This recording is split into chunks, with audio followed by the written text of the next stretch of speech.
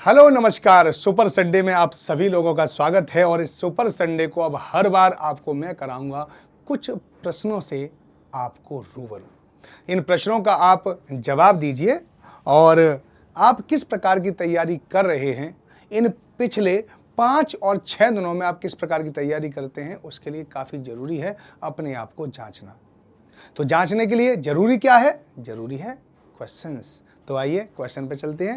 पहला प्रश्न देखते हैं और पहले प्रश्न का आप निश्चित रूप से आंसर दोगे ऐसा मुझे लगता है। सबसे पहला प्रश्न यह है कि चट्टानों के 3 प्रमुख प्रकारों के नाम बताइए। तब तक आप नाम बताइए। यहां पे तो आंसर ही दे रखा है, आ गया है आंसर। तो इसका क्या है? आग्नेय चट्टान, अवसादी चट्टान और रूपांतरित चट्टान। अब आपके दिमाग में आ रहा होगा सर ये चट्टान क्या होती है? तो पहले ध्यान रखो कि ये जो हमारी पृथ्वी है ना, इस पृथ्वी की सबसे पहली परत क्रस्ट कहलाती है, फिर मेंटल कहलाता है, फिर आउटर कोर और फिर इनर कोर। और क्रस्ट का ऊपरी जो भाग है उसी को हम क्या कहते हैं?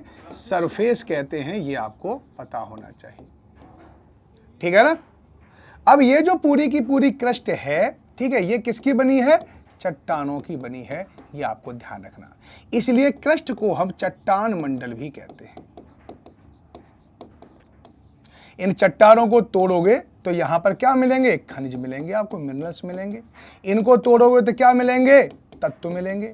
और तत्व अब तक कितने खोजे गए हैं? 118 तत्व खोजे गए। तो चट्टान है क्या? इन्हीं खनिजों का जो मिश्रित रूप है वही चट्टान है। इन तत्वों से जिसका निर्माण होता है वही तो चट्टान है। और चट्टान कई रूपों में पाई जाती है। कुछ चट्टान बहुत मुलायम होती हैं और कुछ चट्टान काफ़ी ज़्यादा कठोर होती हैं। तो ये भी नहीं कह सकते कि कुछ चट्टान तो ऐसी होती हैं जिन्हें आप 1 रुपये या 2 रुपये के सिक्के से भी खोद सकते हो। तो ये मुलायम भी होती हैं, ये कठोर भी होती हैं, लेकिन इनकी उत्पत्ति के आधार पर, इनका निर्माण कैसे हुआ है, इस आधार पर इन चट्टानों को 3 भागों में बांटा गया है। यानी ऐसी चट्टान जिनका निर्माण सबसे पहले हुआ है, ठीक है। जब हमारी पृथ्वी प्रारंभिक अवस्था में प्लाज्मा में थी तो इस संपूर्ण पृथ्वी का ऊपर वाला हिस्सा लगभग मैग्मा था, ठीक है। और मैग्मा धीरे धीरे ठंडा हुआ जिससे पहली चट्टान का निर्माण हुआ। उन्हीं चट्टानों को आग्नेय चट्टान कहते हैं, क्योंकि जो मैग्मा है वो हल्का लाल होता है, आग जैसा होता है। तो आग से जिन चट्टानों का निर्माण हुआ है उन्हें हम आग्नेय चट्टान कहते हैं। अब इन चट्टानों का अपक्षय और अपरदन हुआ, वेदरिंग और इरोजन हुआ और उनके सेडिमेंट लगातार डिपॉजिट होते गए, इकट्ठे होते गए किसी गहरी या नीची जगहों में। और फिर उसके बाद प्रेशर की वजह से सारे जो अलग अलग सेडिमेंट थे वो आपस में जुड़ गए और जुड़ने से जिन चट्टानों का निर्माण हुआ उन्हें हम अवसादी चट्टान या सेडिमेंट चट्टान कहते हैं। अब जैसे जैसे चट्टान के ऊपर वजन बढ़ता गया, कभी जो प्लेट की मूवमेंट से या पृथ्वी के मूवमेंट से 2 प्लेटों के बीच में अगर कुछ चट्टानें आ गई या चट्टान मुड़ गई या चट्टान पर बहुत ज़्यादा प्रेशर पड़ा, किसी भी कारण से अगर चट्टान पर प्रेशर पड़ा तो प्रेशर तापमान को बढ़ाता है और तापमान से वह चट्टान पूरी पिघल जाती है। अब पिघली हुई चट्टान अपनी रासायनिक संरचना, केमिकल कंपोजिशन में परिवर्तन कर देती है, ठीक है, और उससे एक नई चट्टान का निर्माण होता है, उसे रूपांतरित चट्टान कहते हैं। तो ये तीनों प्रकार की चट्टान यहां पर हैं। विश्व की सबसे गहरी चट्टान, यहां पे एक बात याद रखना, अगर संपूर्ण क्रस्ट की बात करें तो संपूर्ण क्रस्ट पर लगभग 75% भाग पर केवल और केवल आग्नेय चट्टान है और बाकी 25% भाग पर क्या है? ये बाकी अगर देखा जाए तो अवसादी और रूपांतरित चट्टानों से मिलकर बना है। अगर सरफेस की बात करें तो सबसे ज्यादा सरफेस पर कौन सी चट्टान मिलती है? अवसादी चट्टान मिलती हैं। इनको भी आपको अच्छे से याद रहना चाहिए, है ना। आइए आगे चलते हैं कि विश्व की सबसे गहरी खदान कहां पर मिली थी। तो आंसर आपको निश्चित रूप से पता होना चाहिए। विश्व की सबसे गहरी खदान कहां पर है? साउथ अफ्रीका में है। ये दूसरा प्रश्न है और दूसरा प्रश्न आपको, इसमें कुछ ज़्यादा समझाने वाली चीज़ नहीं है और हम बहुत सारी चीज़ों को खनन करते हैं। खनन तो जानते हो, खनन क्रिया। और खान भी कई प्रकार की होती है, ओपन कास्ट होती है, कहीं पर हम छिद्र करके चीज़ें अंदर से बाहर निकालते हैं, ठीक है। तो ये कोई कहें, और खनन के द्वारा जिन चीज़ों को निकाला जाता है उनको हम खनिज भी कहते हैं। ये भी याद रखना है ना। आइए, जिन महिला और पुरुषों ने अपने सिर पर लोह ऐश की टोकरी ढोई उन्हें क्या कहा जाता है? अब सोचिए कितना अच्छा प्रश्न है और ये पूरा के पूरा एसएसटी से प्रश्न पूछा गया है और इसलिए इसका प्रश्न का आपको आंसर पता। उन्हें बूट्स कहते हैं, कॉसेज कहते हैं, बंदना कहते हैं, अंगरिया कहते हैं। तो याद रखो, इसी को हम अंगरिया कहते हैं। दैट्स अ राइट आंसर, है ना। जब ये राइट आंसर है तो थोड़ा सा आगे और आंसर पर चलते हैं। यहां पर ये दे रखा है जिब्राल्टर जल संधि। जल संधि होती है कि जो दो जल समूहों को आपस में जोड़ दे। जैसे आपने नाम सुना होगा, ठीक है, किस का, जिस जल संधि का, इसको कहते हैं पाक जल संधि। ये पाक जल संधि क्या होती है, ये इंडिया को श्रीलंका से अलग करती है और दो जल समूहों को यानी मन्नार की खाड़ी को और बंगाल की खाड़ी को एक दूसरे से कनेक्ट कर देती है। तो जो भी स्टेट है या कोई भी संरचना जो दो जल समूहों को, दो वाटर बॉडीज को एक दूसरे से कनेक्ट कर दे तो उसे जल संधि कहते हैं। और ये जल संधि स्थल संधि को यानी स्थलों को, दो लैंड को एक दूसरे से सेपरेट करने का भी काम करती है। दोनों काम करती है। तो जिब्राल्टर जल संधि काफी महत्वपूर्ण है जो अटलांटिक से भूमध्य सागर में जोड़ती है। और आप मोरक्को देखोगे, मोरक्को के जस्ट नीचे अगर आप देख पाओगे ना, वहीं पर मोरक्को वगैरह जो जगह है वहीं पर है ये, ठीक है नहीं, वहां पर है। तो मोरक्को का नाम याद रखना और अफ्रीका में उस पूरे मैप को देखना, अफ्रीका और यूरोप के बीच में से भूमध्य सागर को और अटलांटिक ओशियन को, ठीक है। तो वो अपने मैप को लेके जरूर बैठा करो। सुंडा जल संधि जो है वो जावा और सुमात्रा के बीच में है, तो ये दोनों तो सही है। फर्मोसा जल संधि, फर्मोसा ताइवान को कहते हैं, तो ताइवान और चीन को अलग करती है फर्मोसा, ठीक है, चाइना और जो ताइवान है इन दोनों को अलग करती है फर्मोसा जल संधि। सुसीमा जल संधि क्या है, कोरिया और जापान को अलग करते हैं। अच्छा उल्टा दिखा दिया ये सुसीमा जल संधि कोरिया और जापान को अलग करती है, फर्मोसा जल संधि ताइवान और एशिया के द्वीप को अलग करती है यानी चाइना को अलग करती है। तो इसमें राइट आंसर का पहला दूसरा सही होगा, बस इसमें यही सही है। निम्नलिखित में से किस देवी का मंदिर सांवर झील में है? सांवर झील कहां पर है? राजस्थान में है और यह सबसे लवणीय झील है भारत की। और इसके नमक नमक में स्वाद आ जाता है। नमक खाओ तो आप सांवर झील का खाओ अन्यथा ना खाओ, है ना, ये याद रखना। ये सांवर झील है, उसके बारे में आपको पता होगा। सबसे ज़्यादा लवड़ी झील है राजस्थान में इसके अलावा भी बहुत सारी लवड़ी झील हैं। और ये जो सांवर झील है पलाया झील का उदाहरण है, पलाया झील, ठीक है नहीं। रेगिस्तान में जिन झीलों का निर्माण होता पवनों के द्वारा उनको पलाया झील कहते हैं। ऐसा भी माना जाता है कि पहले राजस्थान की भूमि पर समुद्र था पूरा और समुद्र का बैकवर्ड मूवमेंट हुआ है। बैकवर्ड मूवमेंट में जहां जहां गड्ढे थे वहां पर पानी रह गया और वही पानी झील आगे चलकर झील बन गई। और क्योंकि समुद्र का पानी लवड़ी होता है तो सांवर झील का भी पानी लवड़ी है और बाष्पीकरण लगातार होता रहा है तो धीरे धीरे उसकी लवणता लगातार बढ़ती गई है। ये आपको ध्यान रखना है। तो आंसर क्या, शाकंभरी माता का यहां पर मंदिर मिलेगा आपको। क्षोभ मंडल के संदर्भ में निम्नलिखित कथनों पर विचार कीजिए। विचार तो कर सकते हैं ना आप, है ना, विचार करना आपका काम है तो करो, ठीक है। क्षोभ मंडल पृथ्वी के वायुमंडल का सबसे निचला भाग है और इसमें वायुमंडल के द्रव्यमान का लगभग 80%, जलवाष्प और एरोसोल का 99% होता है। बिल्कुल सही है, जलवाष्प और एरोसोल तो सब यहीं पर होता है क्षोभ मंडल में। क्षोभ मंडल की मोटाई वायुमंडल पर ध्रुवों पर अधिकतम होती है, बिल्कुल नहीं होती। क्षोभ मंडल में देखा जाए तो क्षोभ मंडल की जो ऊंचाई है वो भूमध्य रेखा पर सबसे ज्यादा अधिक होती है और ध्रुवों पर सबसे कम होती है। ध्रुवों पर ये मात्र 8 किलोमीटर ऊंचाई पर है और यहाँ पर 18 किलोमीटर की ऊंचाई तक है, ठीक है। क्योंकि ध्रुवों पर तापमान कम होता है, हवा ठंडी होकर नीचे बैठती है, इसलिए इसकी परत, ठीक है, थोड़ी पतली हो जाती है और यहाँ पे गर्मी रहती है हमेशा भूमध्य रेखा पर, इसलिए गर्मी पाकर हवा गर्म होती है और ऊपर उठ जाती है और यहाँ पर क्षोभ मंडल की एक बड़ी लंबी परत पाई जाती है। तो दूसरा स्टेटमेंट गलत है, केवल एक ही राइट आंसर होगा। कौन सा राज्य देश में एक प्रमुख चीनी उत्पादक, ठीक है, प्रमुख चीनी उत्पादक के रूप में उभरा और देश में चीन की कुल उत्पादन का 1/3 से अधिक उत्पादन करता है? यहाँ पे आंसर बताओ, ठीक है। तो इसका राइट आंसर महाराष्ट्र है, ये आपको पता होना चाहिए। महाराष्ट्र में क्या है, महाराष्ट्र में गन्ना, ठीक है, गन्ना से चीनी क्यों ज्यादा बनती है, ये थोड़ी सी बात सोच के बताइए। ऐसा इसलिए बनती है कि गन्ने की पिराई कब होगी कि जब ज्यादा धूप निकले या नम मौसम रहे, नम। अगर वायुमंडल में ह्यूमिडिटी ज्यादा है तो बाष्पीकरण कम होगा और बाष्पीकरण कम होगा तो गन्ने में लगातार पानी की मात्रा, रस की मात्रा बनी रहेगी। रस की मात्रा लंबे समय तक बनी रहेगी तो पिराई के लिए हमें अवधि ज्यादा मिल जाएगी और पिराई के लिए अवधि ज्यादा होगी तो गन्ने में से रस ज्यादा निकलेगा, रस ज्यादा निकलेगा तो चीनी बनेगी। दैट्स ऑल, ठीक है। ये है निम्नलिखित में से किस दोआब में प्रमुख चीनी उत्पादन केंद्र है? भीम गंगा, गंगा यमुना, यमुना ब्रह्मपुत्र और गोदावरी यमुना। बताओ दोआब क्या होता है? दो नदियों के बीच का जो स्थान होता है ना, दो नदियों के बीच का जो स्थान होता है, जैसे यहाँ पे गंगा, यहाँ पे यमुना, गंगा यमुना के बीच में जो क्षेत्र है उसको कहते हैं दोआब, ठीक है। तो निम्नलिखित में से किस दोआब में प्रमुख चीनी उत्पादन केंद्र है? तो ये गंगा और यमुना में। उत्तर प्रदेश में सबसे ज्यादा गन्ना होता है, ये तो आपको निश्चित रूप से पता होगा, है ना। अगला प्रश्न देखिए, पृथ्वी से प्राप्त ऊष्मीय ऊर्जा यानी पृथ्वी के नीचे जाने पर, कभी भी हम पृथ्वी के अगर हम नीचे जाएंगे तो 32 मीटर नीचे जाने पर 1 डिग्री सेंटीग्रेड तापमान बढ़ेगा। तो पृथ्वी के नीचे जाने पर तापमान बढ़ता है, तो इसका मतलब है पृथ्वी के नीचे ऊष्मा क्या है, ज्यादा है। ठीक है, इस ऊष्मा का प्रयोग किया जा सकता है और इससे बिजली बना सकते हैं, और ऐसी बिजली को कहते हैं भूतापीय ऊर्जा, जियोथर्मल। तो 4 इज राइट आंसर, जो आपको पता होना चाहिए, है ना। अब तो बिजली हम विभिन्न तरीकों से बना सकते हैं, एक ही प्रकार से थोड़ी बिजली बनती है, बहुत सारे तरीके हैं। और उन तरीकों में एक तरीका ये भी है सौर ऊर्जा, सौर की ऊर्जा से, ये सब नवीकरणीय है। एक बार आप ऊष्मा का प्रयोग कर लोगे, धरती का खत्म थोड़ी हो जाएगी। धरती की ऊष्मा अभी करोड़ों वर्षों तक ऊपर आती रहेगी। जियो थर्मल एनर्जी याद रखना, जियो थर्मल एनर्जी जाना है तो आप लद्दाख में चले जाओ, हिमाचल प्रदेश में चले जाओ, वहां पर आपको ये वाली जगह दिखाई दे जाएंगी, है ना। ये है परमाणु ऊर्जा, तापीय ऊर्जा। ये आप पता है थर्मल एनर्जी का यूज जो होता है हमारे में कोयले को जला के होता है।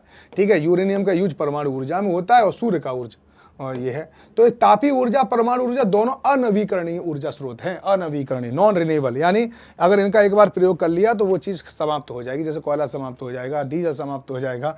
ठीक है, इसका सीधा मतलब है तापीय ऊर्जा के जहाँ ताप पैदा हो जाए, किसी भी तरह से ताप पैदा हो जाए। ताप में हम क्या करेंगे, पानी को गर्म करेंगे, पानी को गर्म करेंगे, भाप बनेगी, भाप को एक छोटी सी पतली सी नली से निकालेंगे और फिर सामने लगा देंगे टरबाइन, टरबाइन पे गैस पड़ेगी और फिर वो घूमना शुरू कर देगा।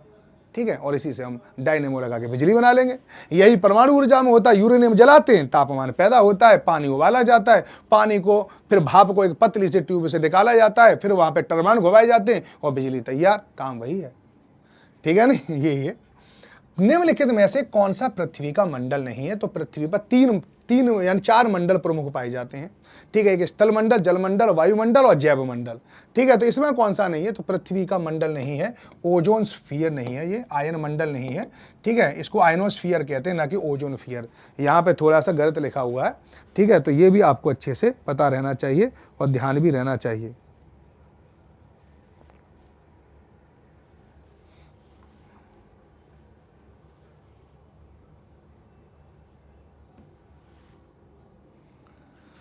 आई बात समझ में कि नहीं आई? तो चलो समझ में आ गई तो आगे चलते हैं। ठीक है, चलो आगे चलते हैं। पृथ्वी पर हमें चंद्रमा का एक ही पक्ष क्यों दिखाई देता है? बिल्कुल दिखाई देता। क्यों दिखाई देता है एक ही पक्ष? हमें चंद्रमा का केवल 57% भाग ही दिखाई देता है, बस मात्र 57%। इसको हम विजिबल पार्ट कहते हैं और 43% तो हमें दिखाई नहीं देता, इसको इनविजिबल पार्ट कहते हैं। बात समझ में आएगी नहीं?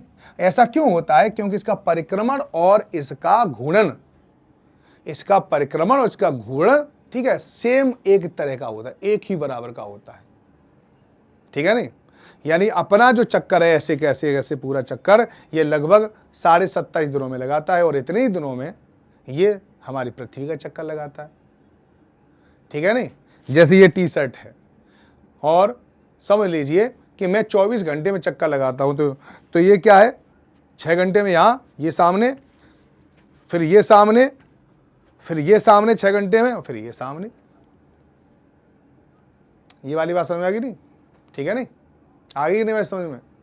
अब तुम खुद सोच लीजिए कि सामने सूर्य है मेरे और मैं इतनी ही देर में यानी 24 घंटे मैंने अपना चक्कर लगा दिया, 24 घंटे में ही मैं सूर्य का चक्कर लगा रहा हूं। ये है सूर्य, तो मैं 6 घंटे के बाद कहां आऊंगा?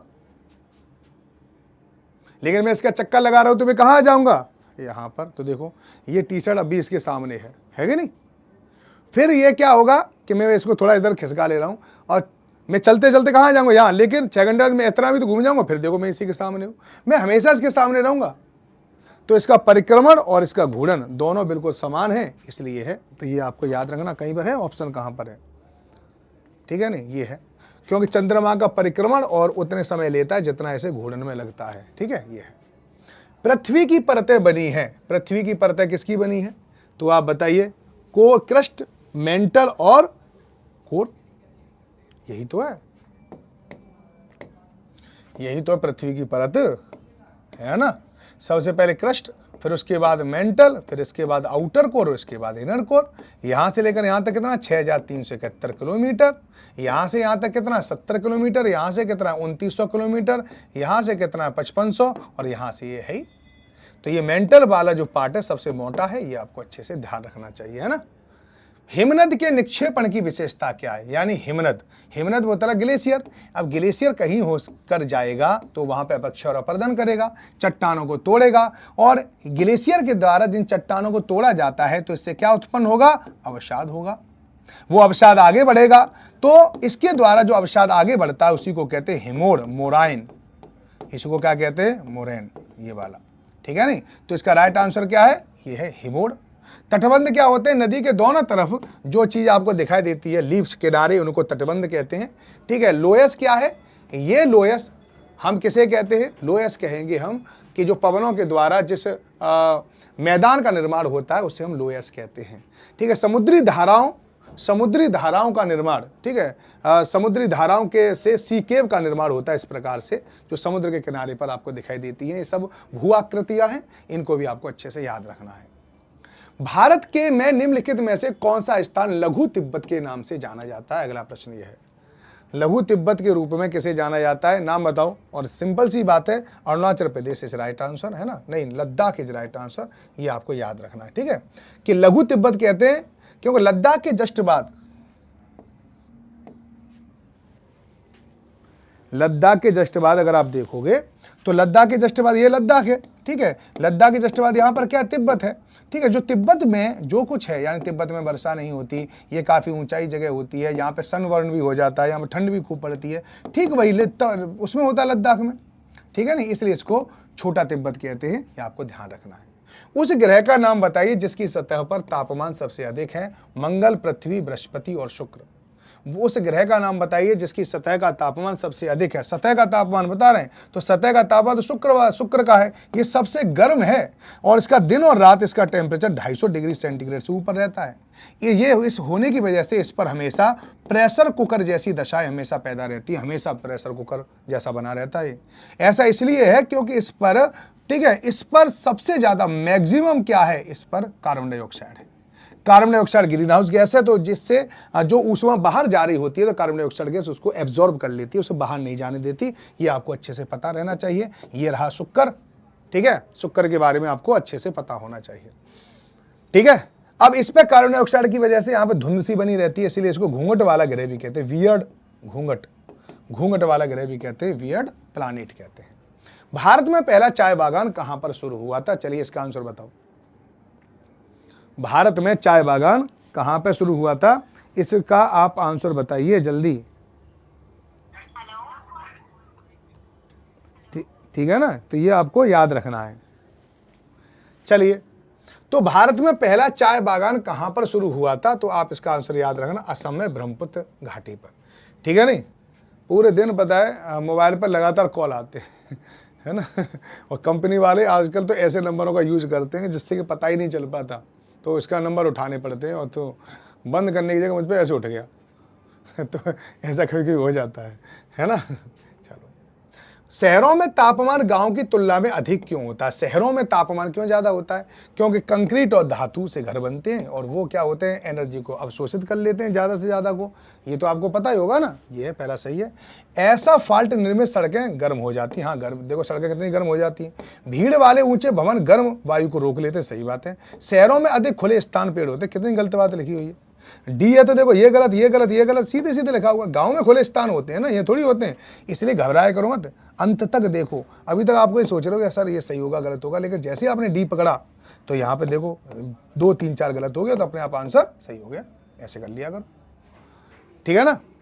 वायु विभिन्न गैसों का सम्मिश्रण है, और निम्नलिखित कथनों पर वायु के बारे में कथनों का सही बताओ।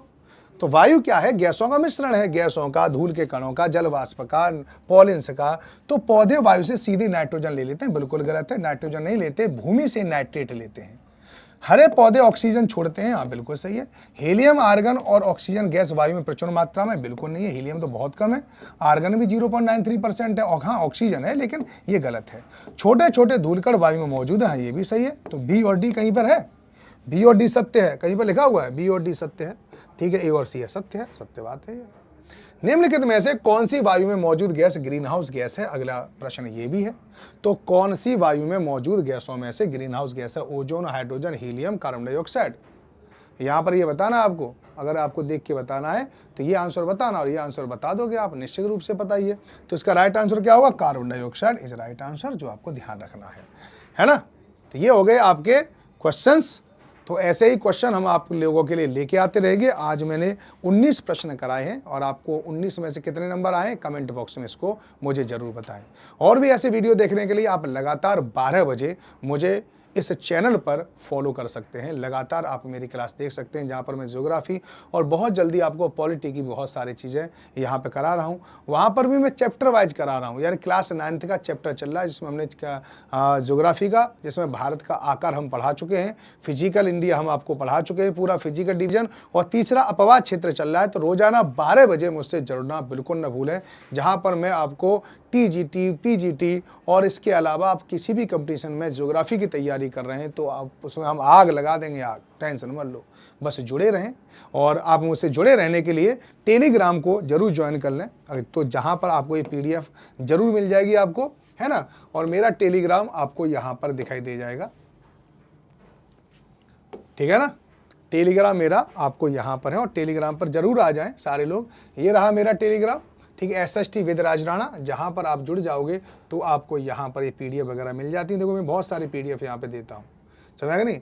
यहाँ पर पता बहुत सारे वीडियो की लिंक भी मिल जाते हैं आपको। देखो ये वीडियो की लिंक पड़ी हुई है, ये वीडियो की लिंक पड़ी हुई है, ठीक है, ये सारे वीडियो के लिंक भी आपको यहाँ पर दिखाई देते हैं। तो चलिए, तो आपको क्लास कैसी लगी ये आप मुझे बताइए, ठीक है ना। आपको क्लास कैसी लगी ये जरूर बताएं और अपने नंबर जरूर बताएं कि आपके नंबर कितने आए। चलिए बाय बाय, टेक केयर, सब लोग अपना ध्यान रखें। जय हिंद, जय भारत।